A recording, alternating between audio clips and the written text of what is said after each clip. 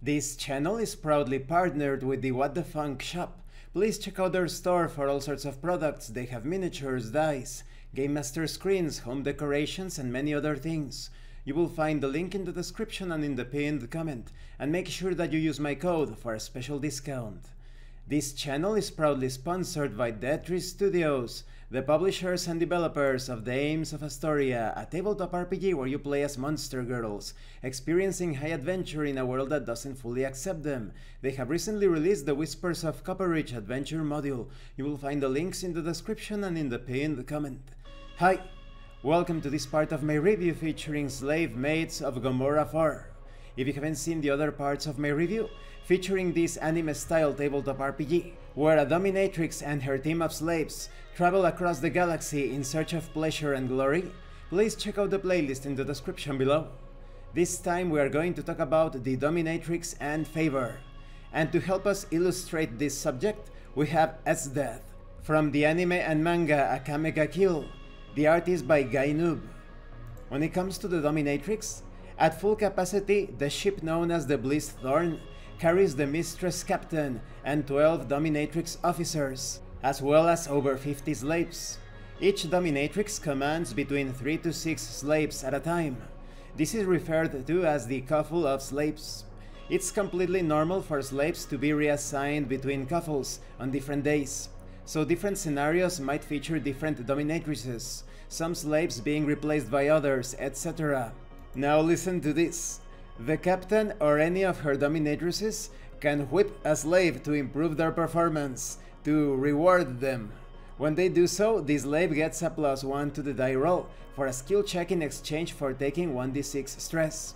The dominatrix must whip the slave in advance of the die being rolled. Whipping can only add a maximum of +1 to the die roll, unless the slave has Kiss of the Whip, which makes it +2. Kinky. You can't whip a slave twice for one roll. Now when it comes to favor, slaves gain favor by completing objectives, ranging from routine daily chores to plot critical quest objectives.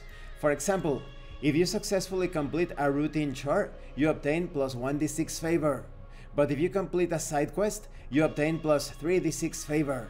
If you complete a main quest, you obtain +4d6 favor, and so forth. It's important to note that the more difficult and expensive a quest is, the more the slaves will have to work together to complete it, but only one slave will get favor for it, usually the one who made the last die roll, so as you can see the competition can get quite heated.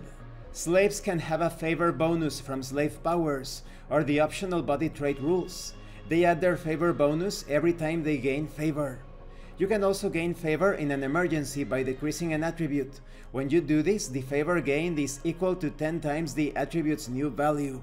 For example, if you decrease your athletics from 2 to 1, you get 10 favor. And how do you spend this favor? Favor can be spent to heal stress on a 1-to-1 basis. Favor can be spent to boost a die roll. 1d6 favor will either increase your attribute level or add +1 to the die. Favor can be spent to upgrade an attribute by spending 10 multiplied by the new level of attribute. For example, upgrading an attribute from 2 to 3 costs 30 favor. And this concludes this part of the review. In the next part we are going to start taking a look at slave creation. As you can see, things can get pretty kinky when it comes to obtaining bonuses from the dominatrix from all of that whipping. Whip it good! Now when it comes to gaining favor, it depends on the difficulty of the task, and I think all of the players will have a lot of fun competing for those extra favor points, for hugging all of that glory.